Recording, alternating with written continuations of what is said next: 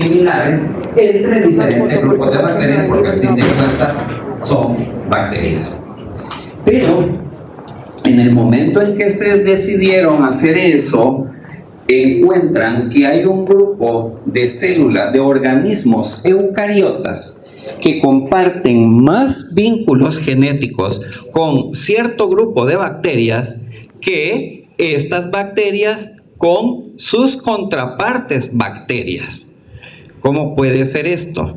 Investigando y alrededor de este tema vino una señora, Lynn Margulis, una taxonomista renombrada, y empieza a crear una teoría que explica cómo es que se da esta relación. Y es que define la teoría endosimbiótica en la que a partir de bacterias ancestrales, estas empiezan a fusionarse y las que quedan dentro de alguna bacteria originaria se constituyen en endosimbiontes. Fusionadas estas bacterias unas con las otras, terminan produciendo un organismo que acumula todas las propiedades de las bacterias originales, y es así como nacen las células eucariotas.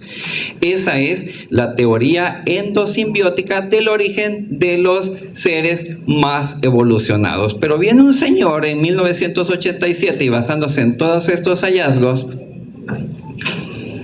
y define que dentro del grupo de organismos eucariotas hay un grupo que se quedó muy atrás en la evolución, que se quedó de manera primitiva, sin evolucionar, y otros que fueron escalando en esta carrera de la evolución. Entonces, así nacen los eucariotas verdaderos y el reino Arquezoa, en el que se encuentran un grupo de señoras que son las amebas. Bien, solo para mencionar que en este reino Arquezoa original se incluían a los microsporidios, a los flagelados del sistema digestivo de organismos mamíferos, a los Parabasalia, que incluye parásitos que pertenecen o que viven más bien en cavidades, y por supuesto a las amebas. Ahora bien, con el paso de esta situación taxonómica y con la creación de más herramientas de biología molecular, nos damos cuenta, bueno, ellos se dan cuenta, y yo lo que hice fue hacer este resumen. Ellos se dan cuenta que aquellos organismos considerados primitivos, considerados menos evolucionados, en realidad lo que estaba pasando era, me comí un detalle. Ellos decían, si estos organismos actuales eucariotas no poseen tales endosimbiontes, es porque nunca los adquirieron y les faltó dar ese paso en la evolución. Pero con el advenimiento, y ahora sí, de nuevas herramientas de biología molecular, se dan cuenta que en realidad lo que pasó es que no ganaron esos endosimbiontes, sino que en el transcurso de su adaptación a organismos superiores, los perdieron esos endosimbiontes, y eso también es un paso evolutivo. Por lo tanto, aquellos organismos considerados primitivos no lo son tanto en la actualidad. Así, de este grupo de las arcamebas que se encontraban en el reino Arquezoa, se desprenden, hay un grupo de amebas que quedan aquí, que se han considerado y que se siguen considerando más primitivas. Pero aquí tenemos un nuevo reino, el reino Protozoa, en el que se encuentran clasificadas aquellas amebas que tienen importancia médica. Están clasificadas en 4 filas. Ahí solo tengo 3 porque no me cupo el cuarto, pero ya lo vamos a mencionar. Estos filas son el filum Percolozoa, Rhizopoda y Entamedia. Los primeros 2 clasifican a todas las amebas de vida libre. Y el último, a todas las amebas endoparásitas del sistema digestivo de organismos, vamos a decirlo así, superiores, entre los que, muy soberbiamente, nos incluimos los humanos. Continuemos entonces hablando de las amebas y de sus características generales. He de decir que yo creo que ustedes sí saben cuáles son esos estadios que se mencionan entre las amebas. ¿Han oído? Hay dos estadios considerados típicos. El quiste, no. El ooquiste es de otra cosa. No, eso es de otra cosa. El quiste y el trofozoito. Bien. No quiero encasillarme en esos dos. Por eso voy a comenzar diciendo que hay un estadio primordial, un estadio básico primordial. Ese lo tienen todas las especies de amebas, todas. Y esa es la forma vegetativa. Tiene lógica. La forma vegetativa es la llamada o denominada trofozoito. Y tiene lógica porque las formas vegetativas de cualquier ser vivo son las que se encargan de cumplir las funciones biológicas básicas. ¿Cuáles son? Movilizarse, reproducirse, alimentarse, interactuar con el medio ambiente.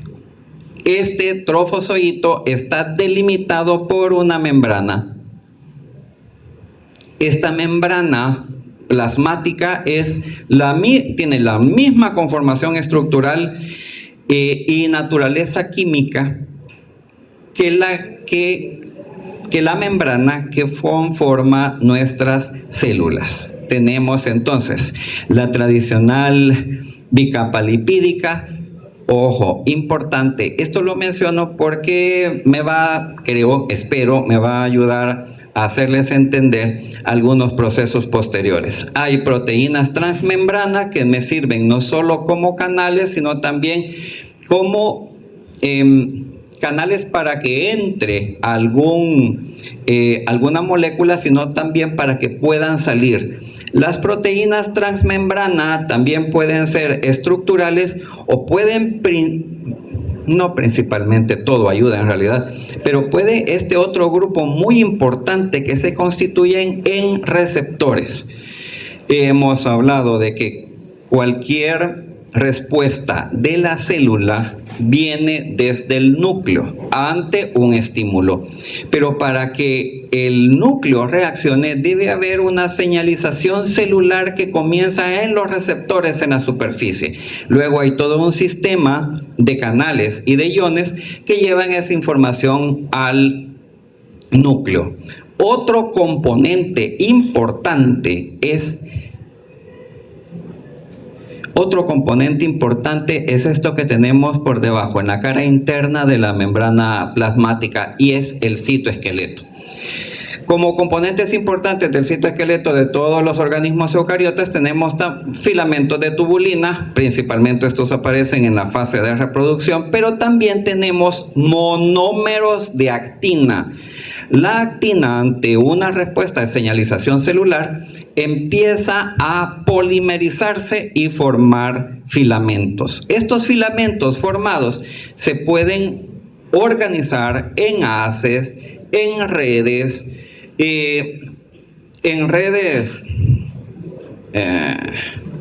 con forma cuadrada, como decirles, como en forma de parrilla, pero hay diferentes formas de organización en redes. Así que es a través de la formación de estos polímeros de actina que el trofozoito amebiano puede hacer lo que ustedes están haciendo. Identificamos dos zonas, una zona oscura al centro, llena de vesículas, llena de organelos, y otra más clara hacia la periferia, en la que precisamente por la polimerización y la abundancia de esta actina es que se da esa apariencia clara y empuja a la membrana plasmática para que adopte diferentes formas.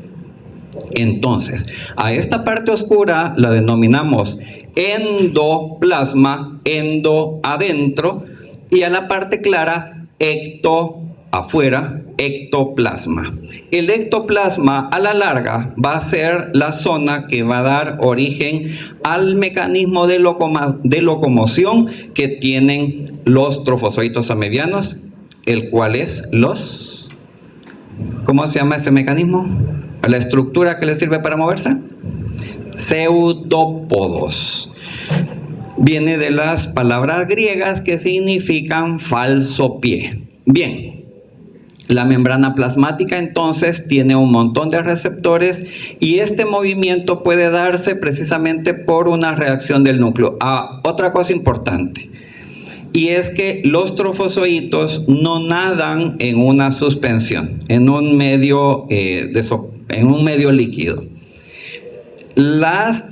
Los trofozoitos en estas circunstancias se arredondan y se lo lleva la corriente.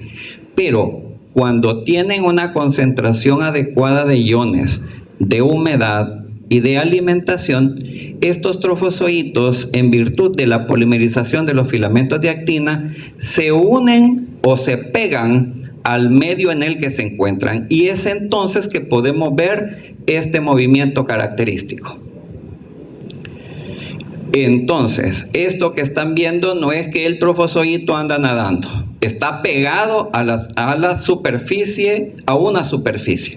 Bien, los pseudópodos, dependiendo del tipo o especie de ameba con la que estemos trabajando, puede tener diferentes formas y el nombre viene en relación a esas diferentes formas. Tenemos los pseudópodos únicos con forma de dedo o extremo romo, que denominamos lobópodos. Acabo de decir una cosa, y es que son únicos en teoría, porque hay algunas especies amebianas que presentan simultáneamente muchos lobópodos. Pero hay una situación bien importante para la identificación de un trofozoito, y es el movimiento. Cuando el lobópodo es único, el movimiento siempre va a ser direccional y progresivo. ¿Qué quiero decir? Progresivo porque avanza, y direccional porque avanza en una dirección fija. Puede cambiar de rumbo, sí, cambia de decisión y dice hoy me voy por este lado, pero siempre va a ser en una dirección. Ahora, cuando los lobópodos son múltiples, el movimiento no es no progresivo, así se llama, no progresivo, porque hay emisión de múltiples pseudópodos por todos lados, de tal manera que si la suma de fuerzas contrarias es igual a 0, ¿verdad? Entonces no se mueve. Quiero decir, no avanza, pero sí se está moviendo. Hay otro tipo de pseudópodos que son semipermanentes, múltiples y con forma de espina. Y por esa forma que tienen, y en relación a una palabra griega que las describe, reciben el nombre de acantopodios o acantópodos. Pueden encontrar esos dos nombres, son sinónimos. Los lobópodos, voy a retroceder un poco. Los lobópodos no son permanentes, aparecen y desaparecen instantáneamente. En cambio, los acantopodios son semipermanentes. Puede durar mucho tiempo uno de estos formados. Por otra parte, los pseudópodos alargados pueden también ramificarse, como lo pueden ver acá. En este caso no tenemos un nombre en particular, sino pseudópodos ramificados, y esa es otra morfología que podemos encontrar en los pseudópodos de trofozoitos amebianos. Y por último, están viendo en esa fotografía una gran extensión de la membrana plasmática con una parte clara que ya sabemos qué es lo que nos indica, de lo que nos habla, y por lo tanto ese gran pseudópodo, casi que toda la circunferencia del trofozoito, a quien lo describió le encontró forma de sábana o de lámina, por eso reciben el nombre de lamelipodios. Lamelipodios. 4 tipos de pseudópodos que podemos encontrar. Con cada una de estas estructuras, independiente de la forma, los trofozoitos amebianos se alimentan por fagocitosis. Si bien es cierto, los canales transmembrana que se forman por las proteínas que encontramos en la membrana plasmática pueden servir para que entre algún tipo de nutriente, en realidad la forma, el mecanismo común y más eficiente que tienen para alimentarse es el de la fagocitosis. En este citoplasma, esta parte interna del citoplasma, la vemos con un montón de chibolas allí. Cada una de estas chibolas son vacuolas alimenticias confundidas con los organelos de la ameba. Bien, estas vesículas, piensen, véanla, digan, ¿qué creen que ha estado haciendo ese trofozoito? Si dije que son vacuolas alimenticias, ¿qué creen que ha estado haciendo? Comiendo. Mientras más oscuro y vesiculoso veamos, y granuloso, vesiculoso, granuloso, oscuro, sucio, son palabras para describir a este citoplasma. Y mientras más así lo veamos, más nos habla de la voracidad del trofozoito. ¿Y eso qué importancia tiene? Espero que la tenga para ustedes más adelante. Los trofozoitos en general son uninucleados, pero en medicina y en biología 2 más 2 no es necesariamente 4. Esto no es una ley. Por lo tanto, como norma, tienen excepciones. La reproducción se da a través de la fisión binaria de estos trofozoitos. Ese trofozoito se va a partir en 2 a través de un mecanismo asexual de reproducción y va a formar 2 células hijas.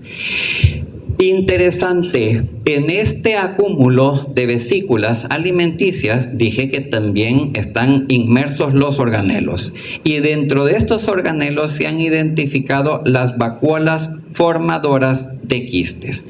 Estas vacuolas, llegado el momento en que este señor ya no se sienta cómodo, porque hay diferencias de pH, porque hay disminución de la concentración de nutrientes y principalmente porque hay disminución de la concentración de agua, o sea de humedad, este va a decir, esto ya no me gusta, este ambiente no me gusta.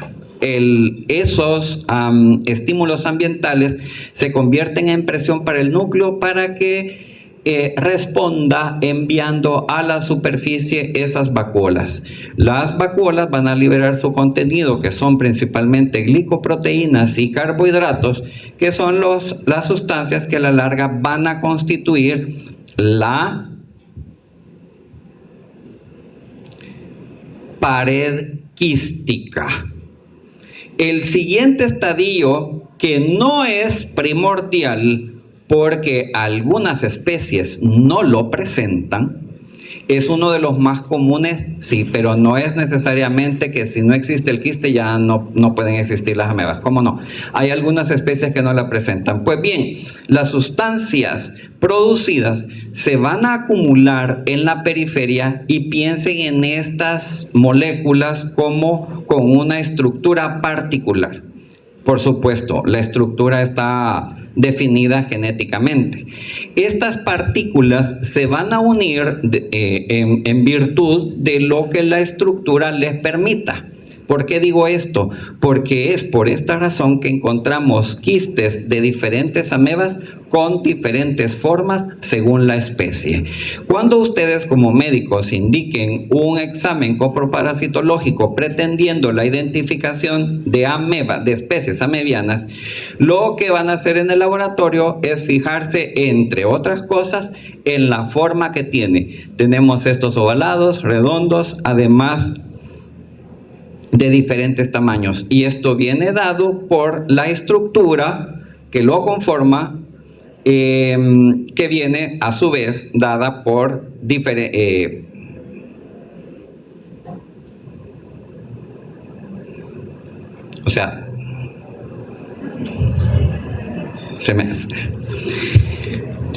lo que quiero decir es que la estructura esta viene codificada genéticamente.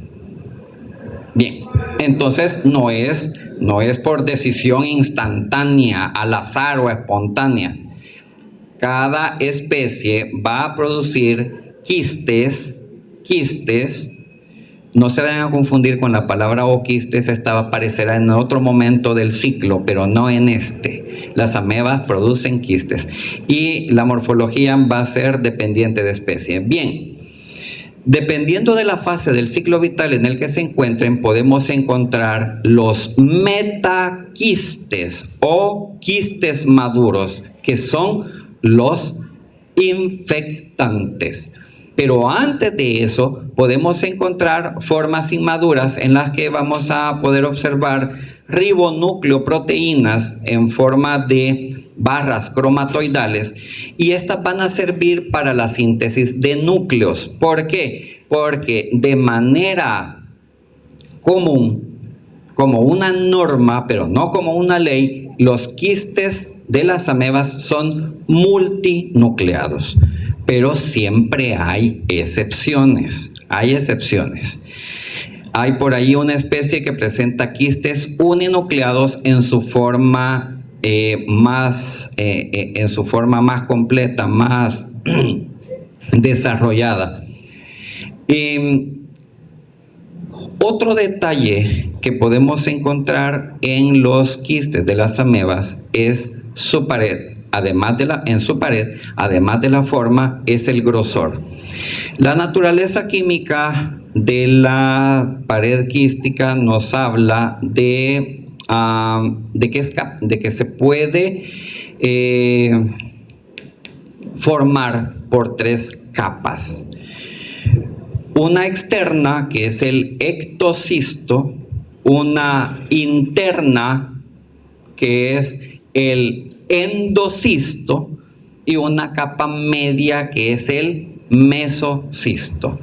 Aquellos quistes que presentan las tres capas van a ser característicamente quistes de pared gruesa, y eso es una característica observable al microscopio.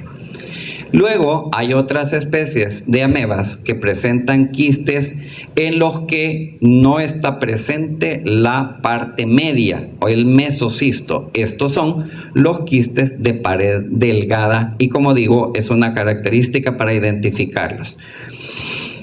Esta que están viendo ustedes aquí es la forma de resistencia en el medio ambiente, y es generalmente la que se encarga de la transmisión.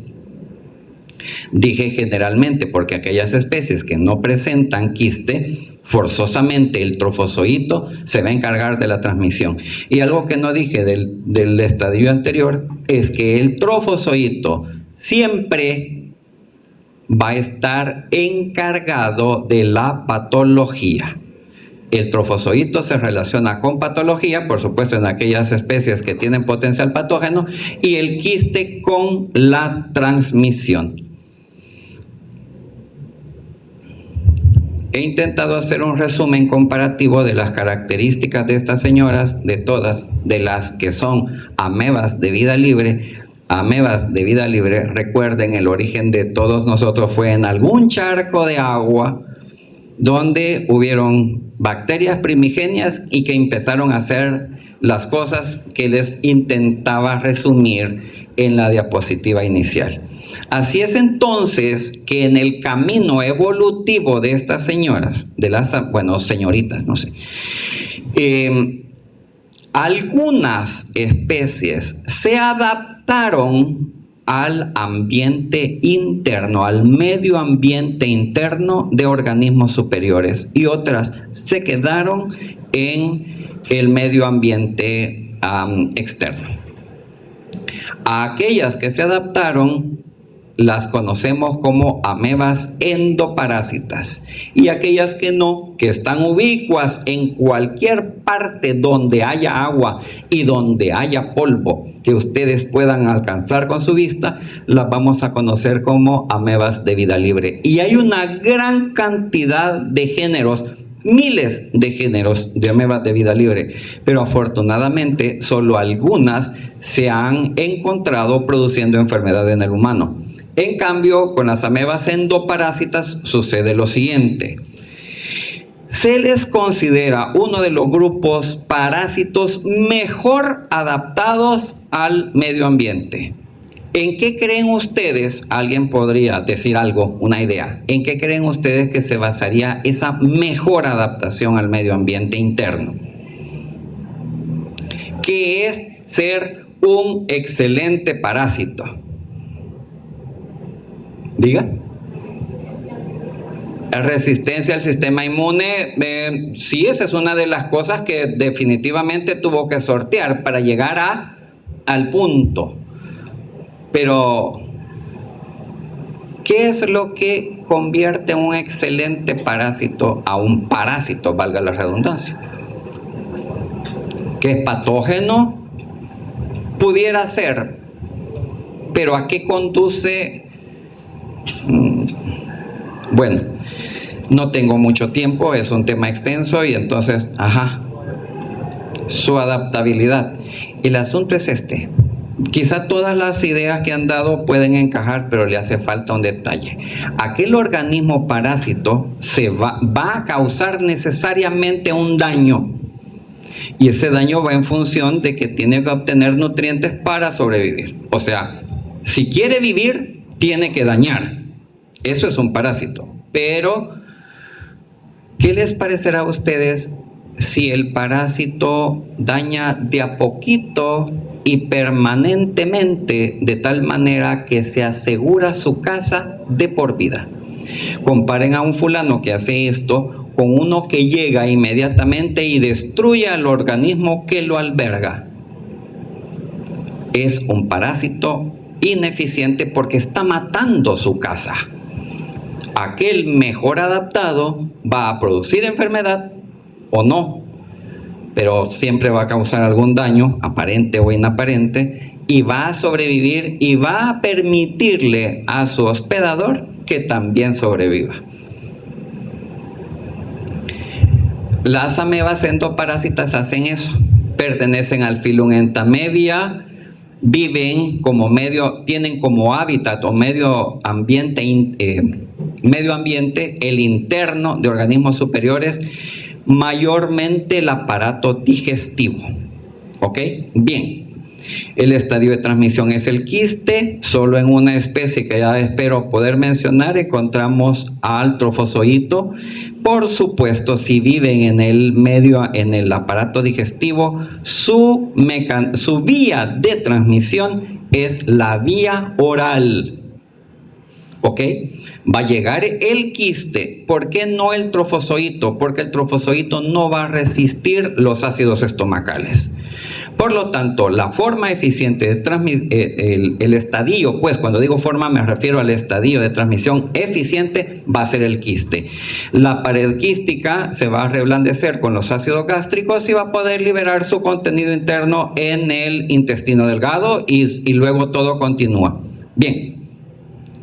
Se dice que están altamente adaptadas al fenómeno del parasitismo. Encontramos 3 géneros y alrededor de 10 especies. Digo alrededor porque no se ponen de acuerdo en algunas de ellas.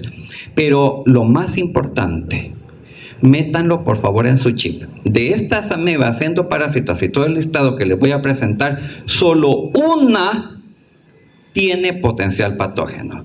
Y no siempre saca sus herramientas para producir enfermedad. ¿Por qué? Son esas vainas que se le ocurren a las circunstancias. Por otra parte, dentro de las amebas de vida libre hay varios fila que los agrupan: el amebozoa, percolozoa y rizópoda. Estas, por vivir fuera en el medio ambiente, se enfrentan a, valga la redundancia, medios ambientes muy dispares, muy cambiantes, no solo por el clima, sino también por la cantidad de nutrientes que pueden encontrar. Bien, esto las hace muy voraces a las amebas de vida libre.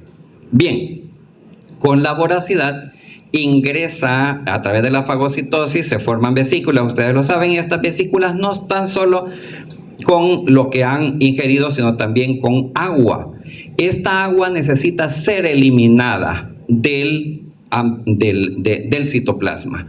Por lo tanto, necesitan un mecanismo de regulación osmótica, y para eso tienen un organelo que se llama vacúola pulsátil, que más que un organelo es una red de túbulos que desembocan en ampollas, que a su vez desembocan en una gran vesícula. Y si ustedes tienen la oportunidad de hacer un montaje de cualquier agua de charco, de cualquier agua estancada, y pueden ver un trofozoito mediano, deténganse y esperen a que suceda lo que está sucediendo en la diapositiva. Y es que esa ampolla, las ampollas que desembocan en la vesícula, van haciéndola que crezca en contenido de agua, cuando de pronto, de manera explosiva, se libera ese contenido. Y ese es el mecanismo de regulación osmótica que poseen las amebas de vida libre. Ahora, como el ambiente interno está mucho más regulado, las amebas endoparásitas carecen de este sistema. Lo han perdido. No requieren de ese organelo para regularse. Y esto es parte de la economía que un organismo eficiente tiene. Les presento el listado de las amebas endoparásitas, en el que resalto a Entamoeba histolítica como la única patógena para el ser humano. Ahora bien, sucede un asunto, y es que morfológicamente se parece a Entamoeba dispar y a Entamoeba moscovski. Debido a que Entamoeba dispar es una especie amebiana ubicua en el ser humano junto con Entamoeba histolítica, en 1998 la Organización Mundial de la Salud pidió a todos los entes inscritos que el reporte del hallazgo de una ameba con patrón morfológico de Entamoeba histolítica se reportara no como especie, sino como complejo. ¿Qué es esto? Debido a que Entamoeba histolítica es patógena, pero Entamoeba dispar no, y en una preparación de heces no se puede distinguir entre una y la otra, entonces la OMS dice: no digan que se está viendo o que el paciente tiene Entamoeba histolítica. Digan que tiene el complejo Entamoeba histolítica, Entamoeba dispar. ¿Para qué? ¿Para confundir al médico? No. Para que el médico, en base a la existencia o no de signos y síntomas en el paciente, proceda a dar el tratamiento que podría requerir o no.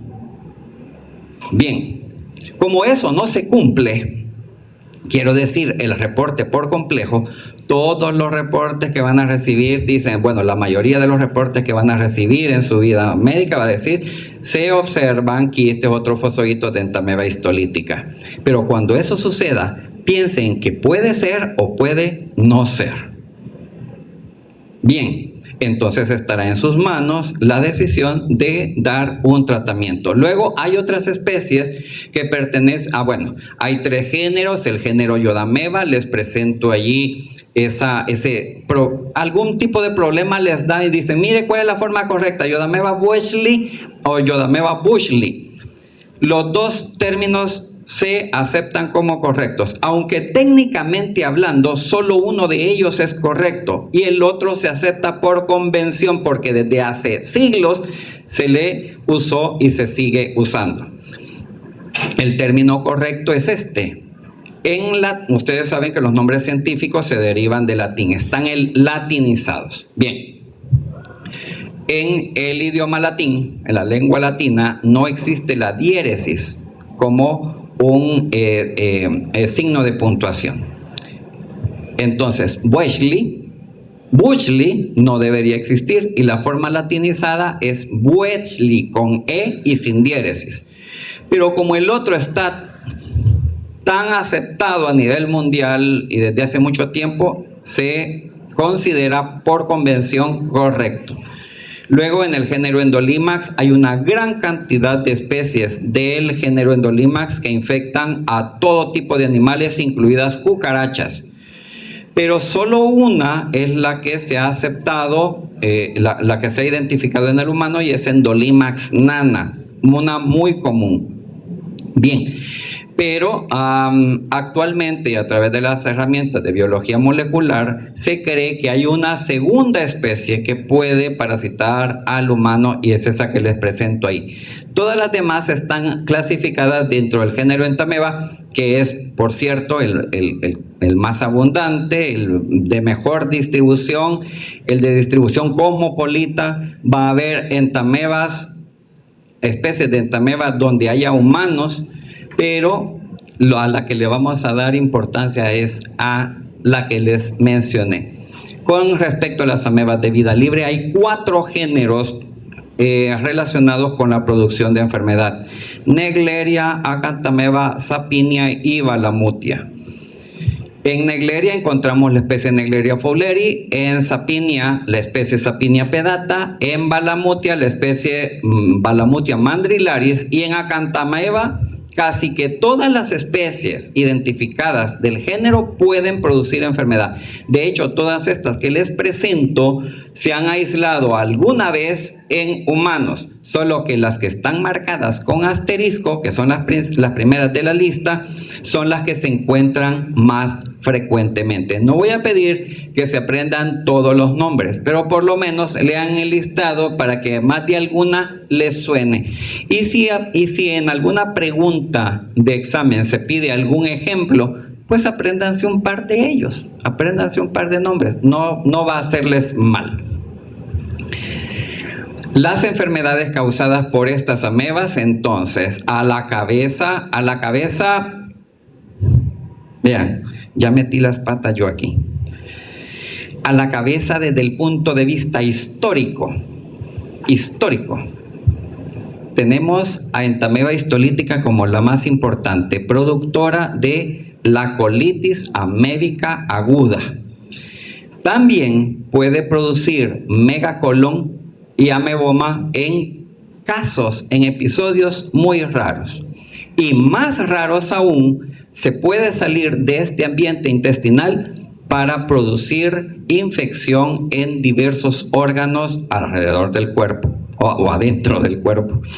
De tal manera que podemos encontrar cuadros secundarios al intestinal, o podemos decir simplemente formas extraintestinales, pero estas van, óiganlo bien, siempre van a ser una manifestación secundaria a la infección intestinal.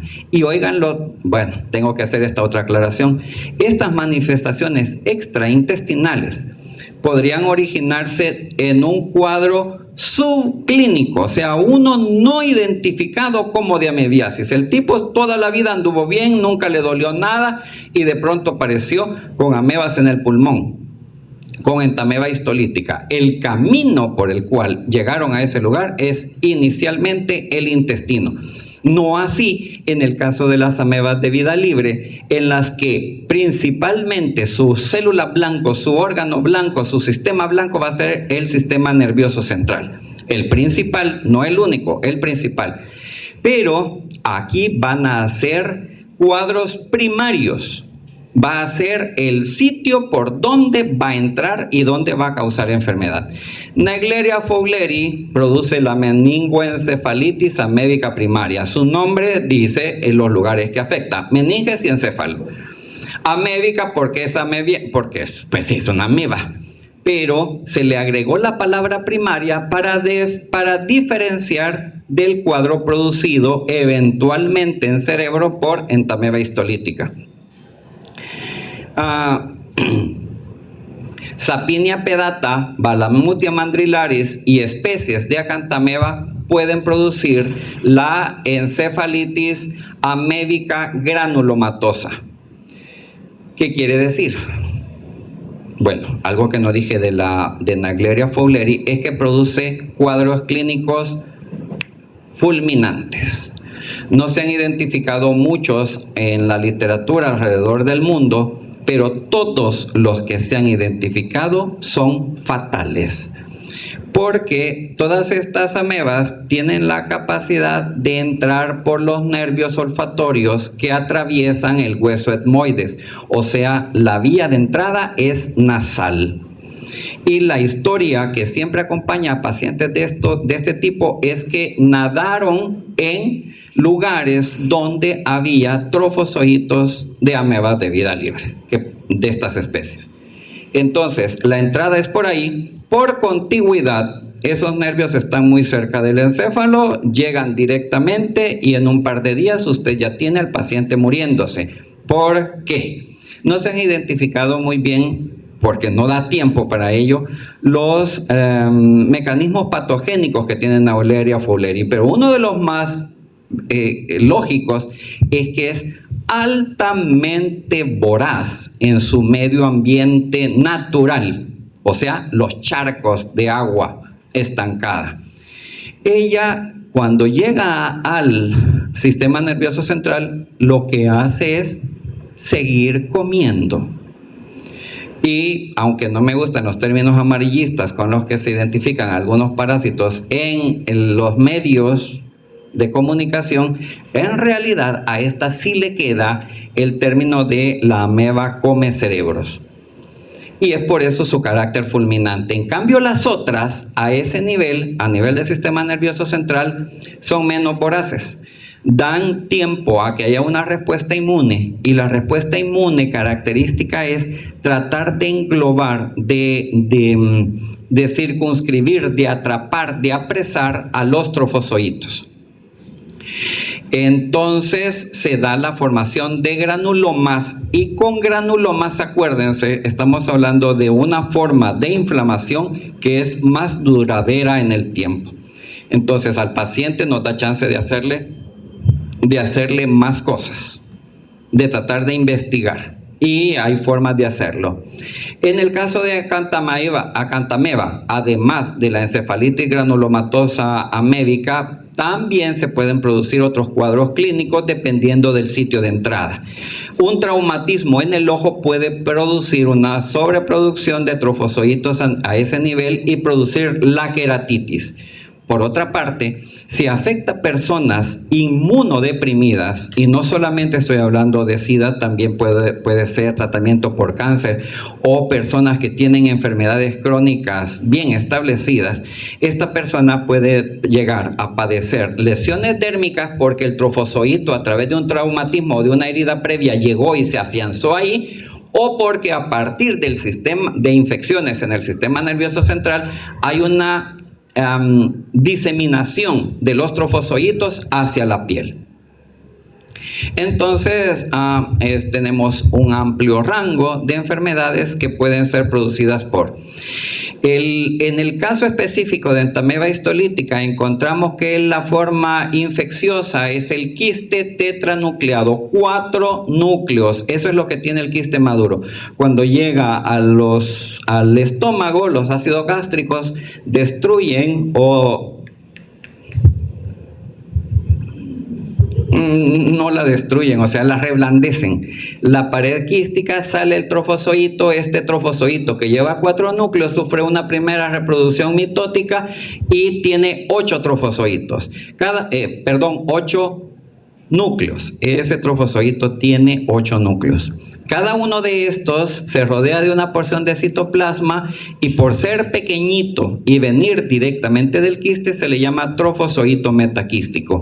Ese trofozoito metaquístico crece hasta su tamaño final, y si el ambiente es adecuado en las condiciones que ya les mencioné, se va a estar reproduciendo N veces, las que quiera. El peristaltismo intestinal va a hacer de manera normal que las heces en formación vayan hacia la porción distal del colon. Pero en el colon ustedes saben que hay menos concentración de agua. Al haber este estímulo, el trofozoito se empieza a redondar, elimina todas las vesículas de agua. Es como cuando, ahora me preguntaban recién entrando, mire, ¿y usted ya desayunó? No. Yo cuando tengo clase no desayuno porque quiero que toda mi sangre esté en las neuronas, no en el estómago digiriendo comida. Entonces, de la misma manera, el trofozoito que va a entrar en la formación quística no quiere estar concentrado en otra cosa sino en la formación del quiste. Por eso elimina todo lo que tenía dentro, todo lo demás que tenía dentro, se arredonda.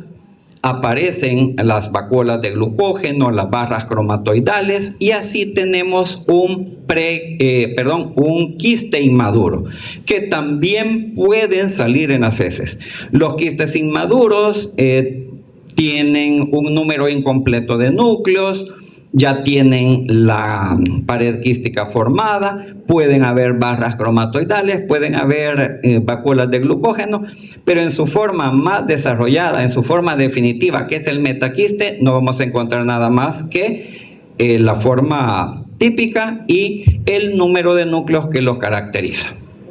Esto va a salir en las heces y va a pasar a contaminar manos, boca, alimentos, tierra, y todo esto pues va a promover la transmisión hacia el humano.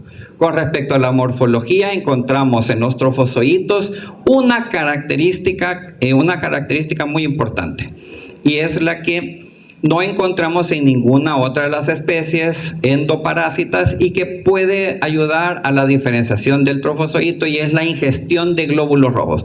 Este es un trofozoito teñido en el que vemos esos círculos oscuros, corresponden a glóbulos rojos ingeridos, y eso no lo encontramos en ninguna otra parte, solamente en Entamoeba histolítica, pero no siempre lo podemos ver.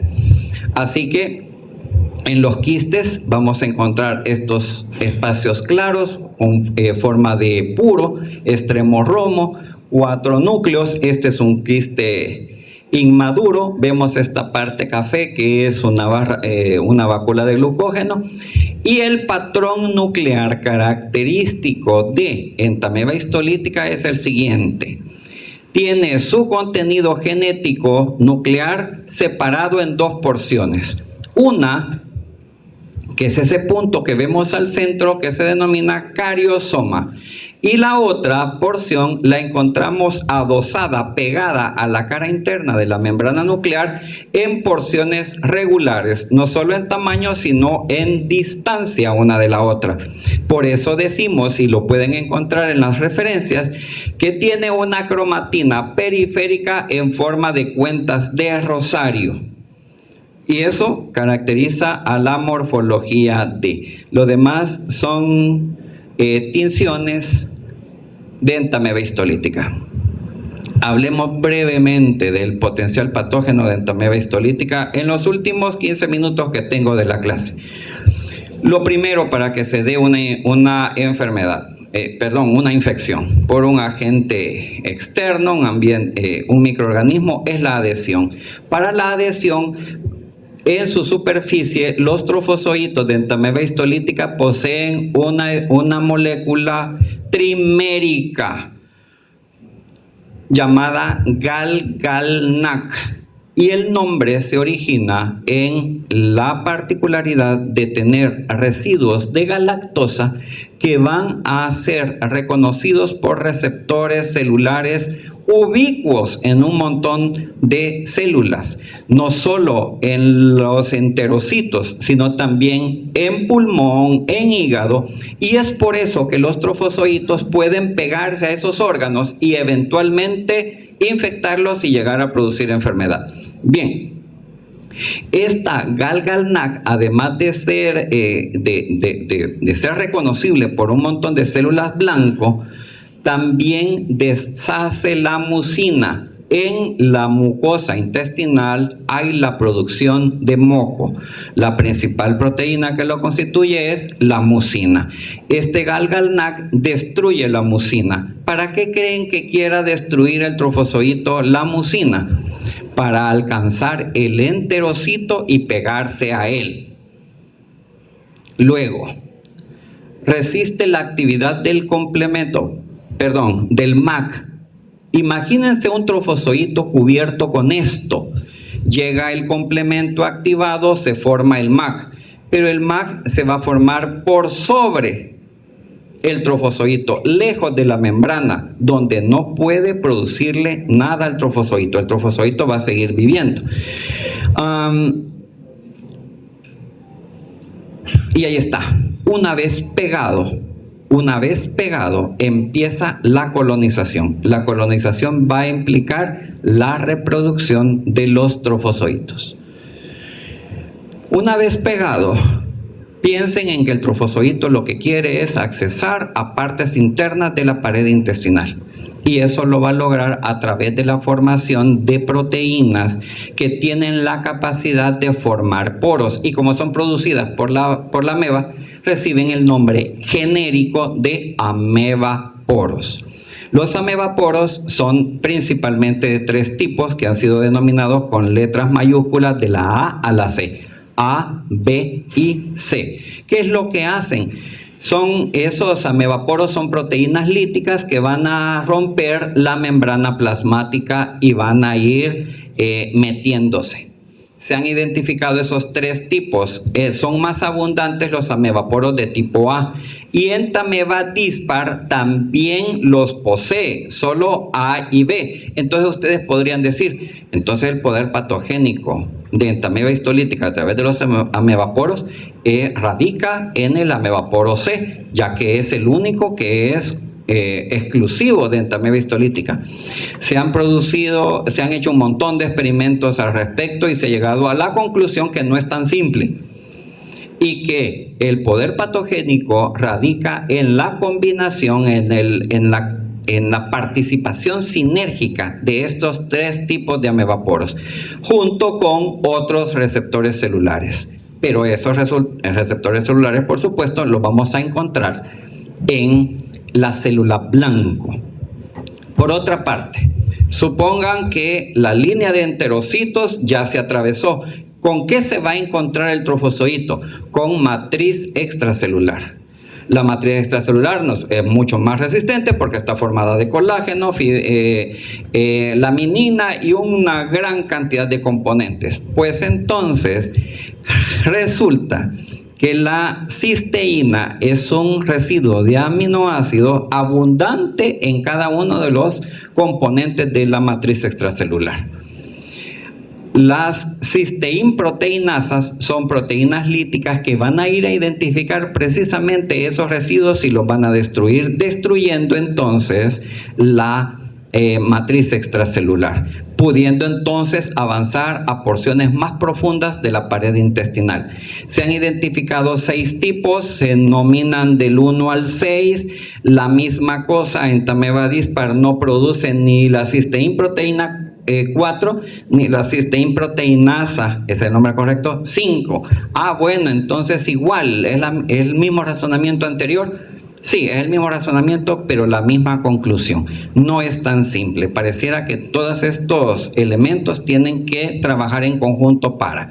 Bien, otro detalle importantísimo, por favor, y lástima que no voy a tener más tiempo para hacer un poquito más.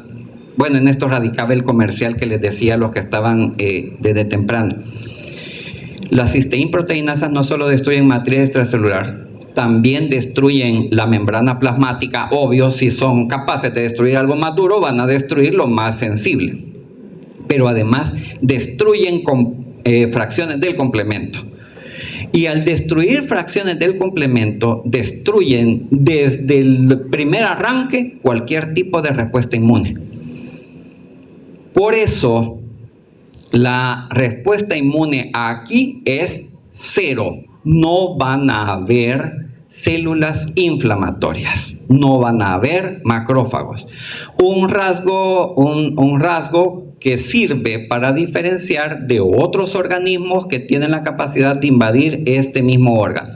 Entonces, quedémonos con que a este nivel se puede dañar la mucosa, la capa formada por los enterocitos, y puede llegar a la submucosa. Una vez llegando a la submucosa, puede diseminarse por toda la submucosa, produciendo una lesión amplia, grande, con solamente un punto de ingreso visible, que serían cada una de estos agrandamientos.